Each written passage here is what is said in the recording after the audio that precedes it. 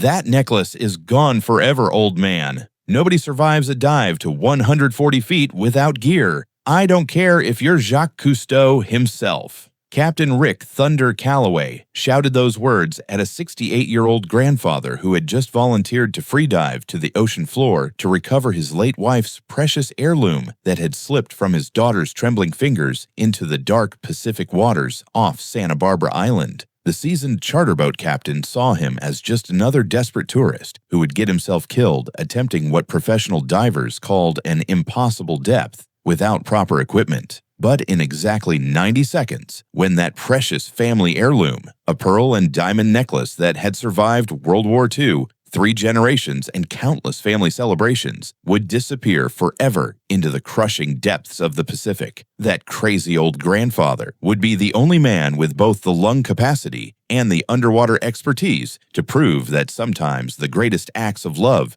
happen when a man chooses family over safety. Before we dive into this incredible story from the waters off Santa Barbara Island, where 68-year-old Frank Morrison faced the choice between accepting loss and risking everything for his family's most precious memory, tell us in the comments, what's the most valuable thing you've ever lost, and how far would you go to get it back? And if you believe that true love sometimes means diving into the impossible when family treasures hang in the balance, hit that subscribe button because this story will show you the moment when a grandfather's devotion proved deeper than the Pacific Ocean itself, and the price one retired Navy SEAL paid for putting family above everything else. The morning sun painted golden streaks across the Pacific as Frank "Tank" Morrison stood on the deck of the Santa Barbara Explorer, watching his daughter Sarah adjust her new pearl and diamond necklace one more time. At 68, Frank had learned to treasure these moments, his weathered hands gripping the boat's railing as he watched 3 generations of his family prepare for what was supposed to be a simple sightseeing tour around Santa Barbara Island.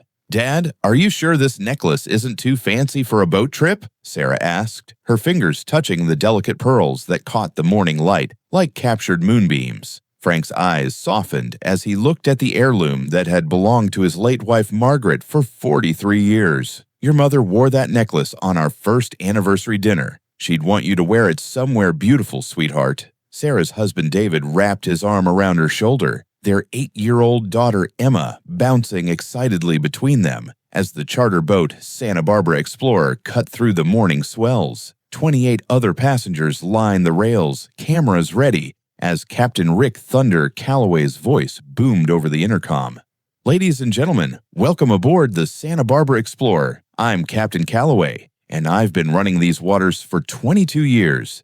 Today, we're headed to one of California's most pristine diving and snorkeling spots around Santa Barbara Island, where you'll see sea lions, dolphins, and some of the clearest water on the West Coast." Frank noticed the captain immediately, a barrel-chested man in his early 50s with sun-bleached hair and the kind of swagger that came from years of being the undisputed authority on his own vessel. The type of man who'd never met a tourist he couldn't intimidate or impress with sea stories and nautical knowledge. As the boat approached the island's sheltered cove, Captain Calloway cut the engines and dropped anchor.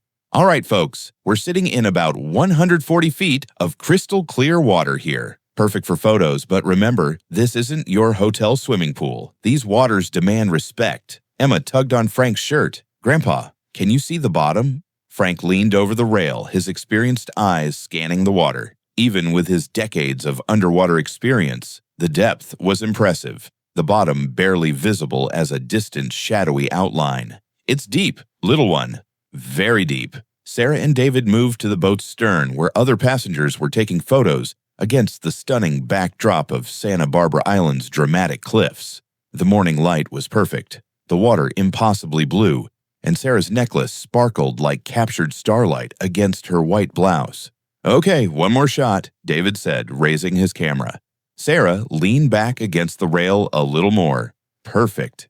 Frank watched his daughter laugh, her head tilted back in genuine joy as David snapped photo after photo. This was what Margaret would have wanted, their daughter happy, their granddaughter giggling, their family together in a place of natural beauty. Then it happened. A sudden gust of Pacific wind caught Sarah's hair, Just as she adjusted her position, her hand instinctively went to her neck to steady the necklace, but the antique clasp, weakened by 43 years of wear, chose that exact moment to fail. No! Sarah's scream cut across the water as the pearl and diamond necklace slipped through her desperate fingers. Frank watched in slow motion as Margaret's most precious possession, the necklace he'd saved 3 months of Navy pay to buy, the one she'd worn to every anniversary dinner, every important family celebration, disappeared beneath the surface with barely a splash. Oh God, no! Sarah collapsed against David, her body shaking with sobs. Mom's necklace! David, it's gone. It's really gone. The other passengers fell silent, the festive mood evaporating as quickly as the necklace had vanished. Frank felt his heart fracture as he watched his daughter's anguish, knowing that necklace represented far more than jewelry. It was their last tangible connection to Margaret, their family's most precious heirloom. Captain Calloway approached the family with the practiced sympathy of someone who dealt with tourists dropping valuables overboard before. I'm real sorry, folks. I know how upsetting this is, but at 140 feet, that necklace is gone for good. Even professional salvage divers wouldn't attempt a recovery here without proper equipment and planning. Frank stepped forward, his military bearing evident even in his casual clothes. Captain, what exactly is the depth here? Calloway sized up the elderly man. Gray hair, weathered face, obvious tourist. Like I said, 140 feet. Might as well be 1,400 feet for all the good it does you. The pressure down there would crush a man in seconds. I understand pressure, Frank said quietly. I'm asking about the exact depth because I might be able to help. A few passengers turned to listen as Calloway let out a condescending laugh. Help? Sir, with all due respect, I've been diving these waters for over 2 decades. No civilian has the training or equipment to safely reach that depth, especially not. He caught himself before saying, someone your age, but the implication hung in the salt air. Frank's daughter looked up from her tears. Dad, what are you thinking? I'm thinking, Frank said, his eyes never leaving the captain's, that I might be able to recover your mother's necklace. Captain Calloway's expression shifted from sympathy to barely concealed irritation. Look, I appreciate what you're trying to do for your family, but this isn't a movie. Free diving to 140 feet without proper equipment is suicide. The water temperature down there is maybe 55 degrees. The pressure would rupture your lungs. And even if by some miracle you made it down, you'd never make it back up conscious. Other passengers began gathering around, sensing drama. Frank maintained his calm demeanor, the same steady presence he'd carried through countless underwater operations in waters far more dangerous than these. I understand your concerns, Captain, but I have some experience with deep water, Calloway scoffed. Experience? Sir, I've got a Coast Guard license and 22 years running charters. I've seen what these waters can do to overconfident swimmers. Are you some kind of professional diver? I served in the Navy. The Navy? Calloway's tone dripped with condescension.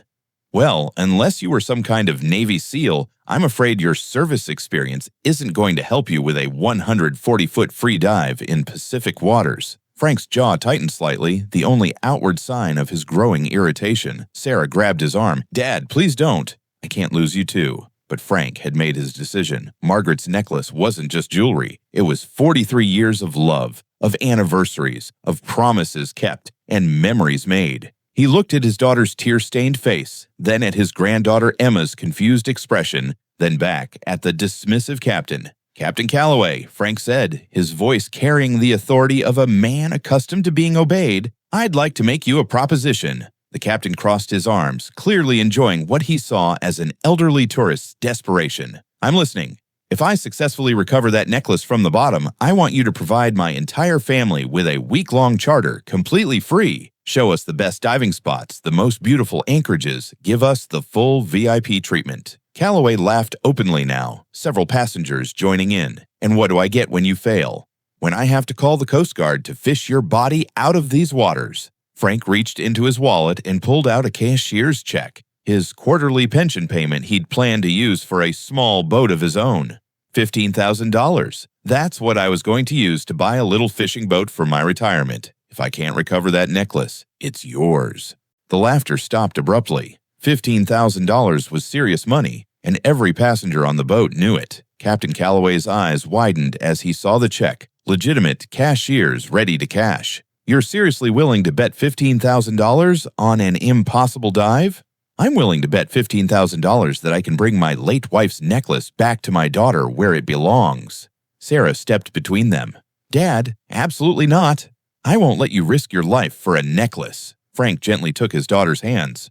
Honey, that necklace has been in our family for over 40 years. It's not just jewelry. It's your mother's love, made tangible. It's the connection between her memory and Emma's future. Some things are worth risking everything for. Captain Calloway looked around at his passengers, all watching, all waiting. This was either the biggest payday he'd ever stumbled into or the most foolish bet he'd ever witnessed. Either way, he couldn't back down now. Sir, I need to be clear about something. If you attempt this dive and get yourself killed, that's on you. I've warned you about the dangers, but if you're serious about this insane wager... He paused, calculating.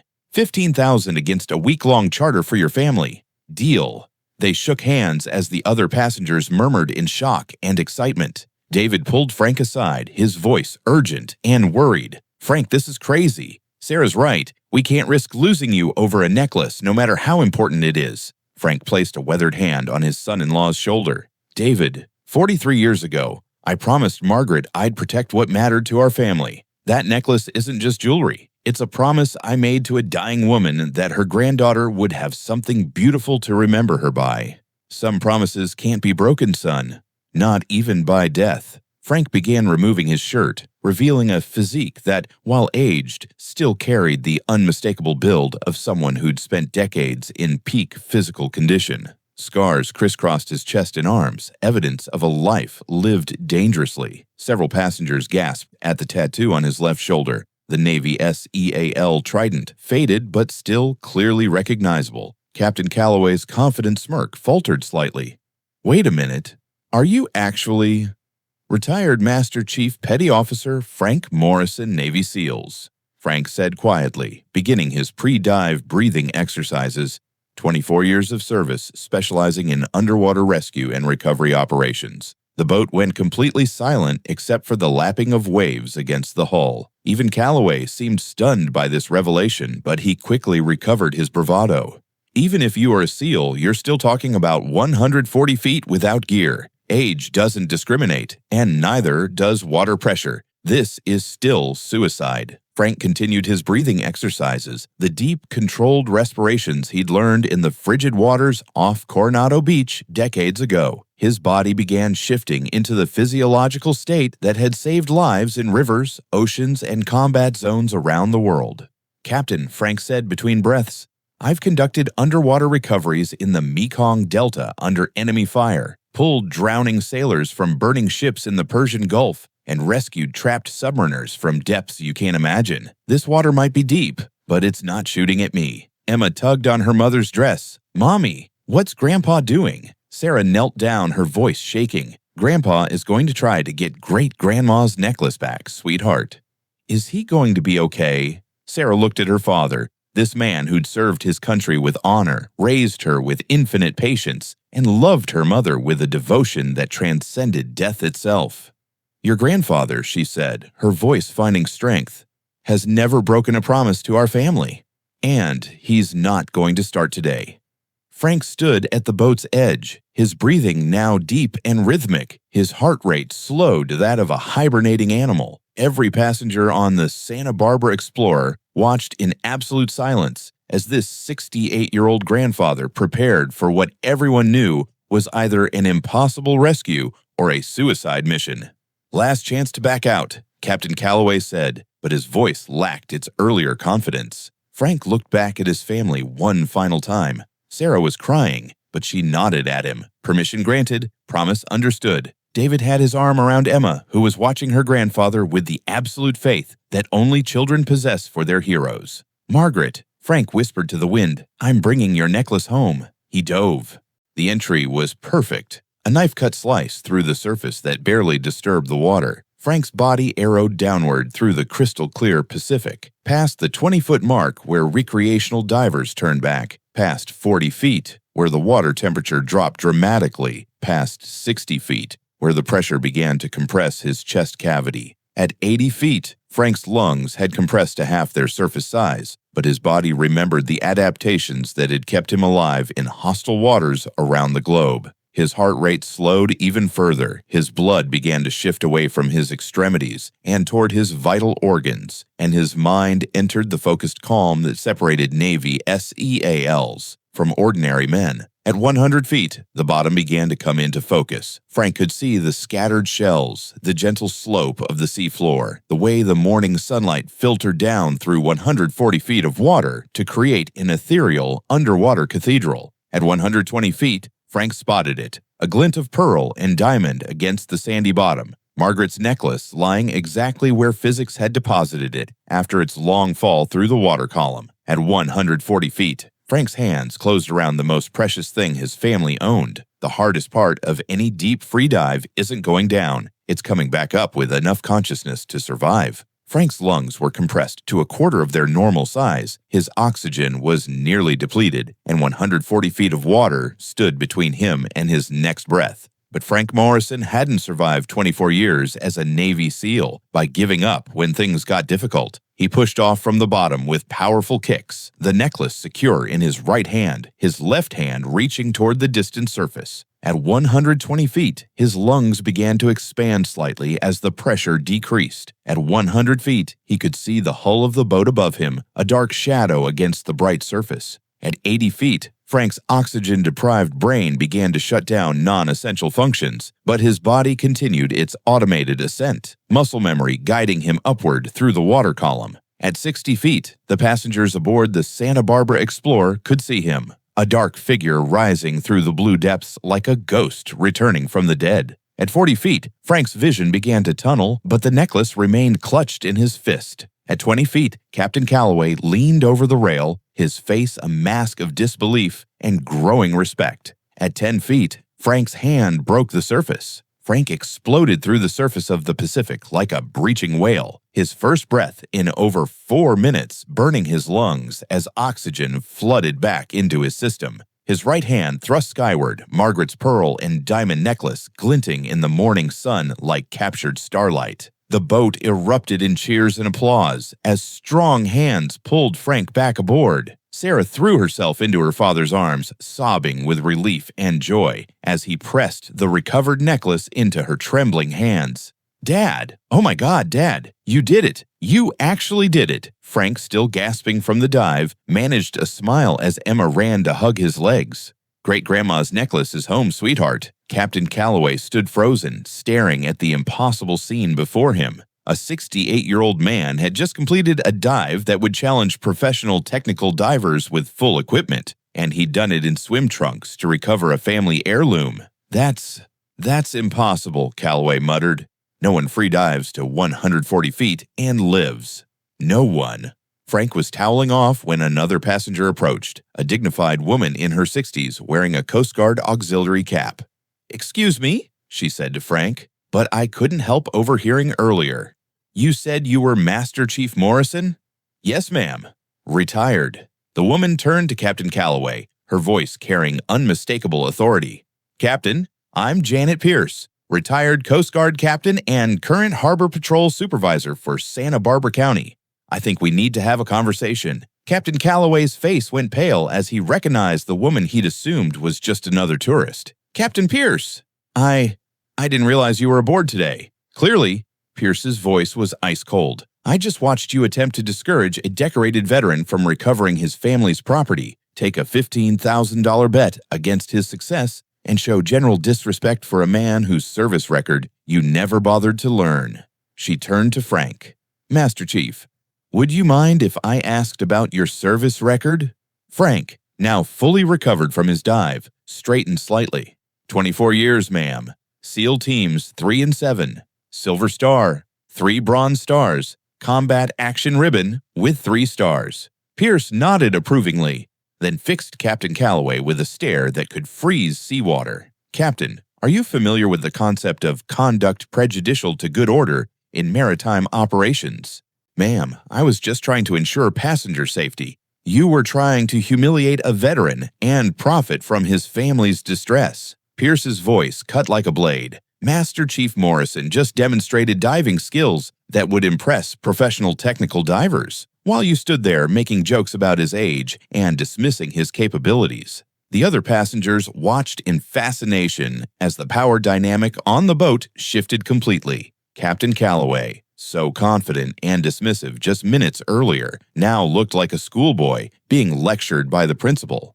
Furthermore, Pierce continued, you entered into a gambling arrangement with passengers aboard your vessel, which violates both your charter license and Coast Guard regulations. Should I report this incident to the appropriate authorities? Calloway's Adam's apple bobbed as he swallowed hard. No, ma'am. That won't be necessary. Good. Then I assume you'll be honoring your agreement to provide Master Chief Morrison's family with a complimentary week-long charter. Of course, yes, ma'am. Absolutely. Frank stepped forward, his voice calm but firm. Captain, I don't want your money and I don't need your charity, but I do want you to remember something. He gestured toward Sarah, who was fastening Margaret's necklace around Emma's neck. 3 generations connected by a simple strand of pearls and diamonds that had survived World War II, 43 years of marriage, and a journey to the bottom of the Pacific Ocean. When you look at people, you see passengers, tourists, revenue. When I look at them, I see families, stories, connections that matter more than money or ego. That necklace isn't just jewelry, it's love, made tangible. And sometimes, Captain, love makes the impossible merely difficult. As the Santa Barbara Explorer prepared to head back to port, Captain Pierce approached Frank privately while the other passengers were still celebrating his impossible dive. Master Chief, that was an extraordinary display of diving skill. Mind if I ask, what's your actual dive record? Frank smiled, a hint of the young SEAL he'd once been showing through his weathered features. Free diving? Personal best was 180 feet during a submarine rescue operation in the North Atlantic. But that was 40 years ago, and the water was much colder. Pierce laughed and shook her head. So 140 feet in warm California water was actually well within your capabilities. Let's just say I was reasonably confident in the outcome. Frank looked over at his family, Sarah wearing her mother's necklace, Emma bouncing with excitement as she told her father about her grandfather's superhero dive, David shaking his head in amazement at his father-in-law's capabilities. But they didn't need to know that, Frank continued. Sometimes the best way to show someone what you're capable of is to let them underestimate you first. Captain Calloway approached hesitantly, clearly still processing the events of the morning. Master Chief Morrison, I owe you an apology. I misjudged you completely. Frank extended his hand. Captain, every man deserves a chance to learn from his mistakes. Just remember, the next time you're tempted to dismiss someone because of their age, their appearance, or your assumptions about their capabilities, you might be looking at someone whose story would astonish you.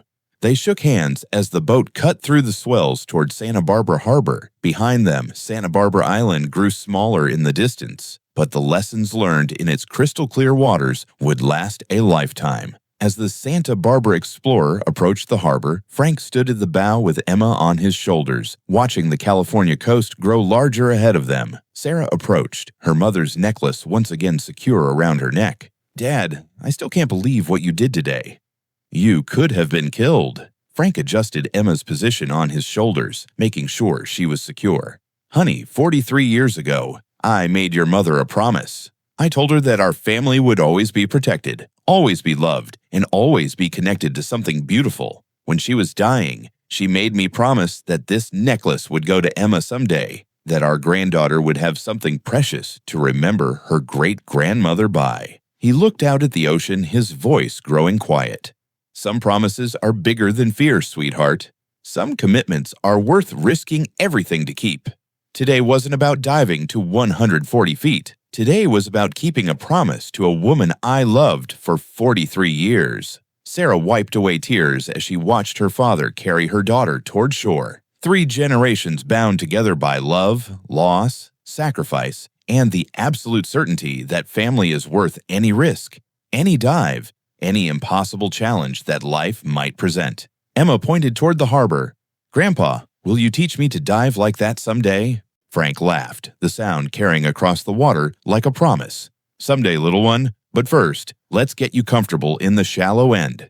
6 months later, the Morrison family returned to Santa Barbara waters aboard their complimentary charter with Captain Calloway. This time, the captain's attitude was completely different, respectful, attentive, and genuinely interested in Frank's stories about his Navy career. As they anchored near Santa Barbara Island, Emma wore her great-grandmother's necklace for the first time, the pearls and diamonds catching the morning light just as they had on that dramatic day months earlier. "Tell me the story again, Grandpa," Emma said, fingering the precious heirloom. "About how you saved great-grandma's necklace from the bottom of the ocean." Frank smiled as he watched his granddaughter, knowing that someday she'd understand the story wasn't really about diving or necklaces or proving skeptics wrong. It was about love, the kind of love that transcends death, defies odds, and connects generations through promises kept and courage displayed when everything precious hangs in the balance. The Pacific waters around Santa Barbara Island remain the same, 140 feet deep, crystal clear, and challenging. But for the Morrison family, those waters would forever represent something deeper, the moment when a grandfather's love proved stronger than fear, deeper than doubt, and more powerful than the forces that tried to separate families from their most treasured memories. Some treasures, Frank knew, were worth diving to any depth to recover. And some promises once made must be kept, no matter how deep the water, how long the dive, or how impossible the odds.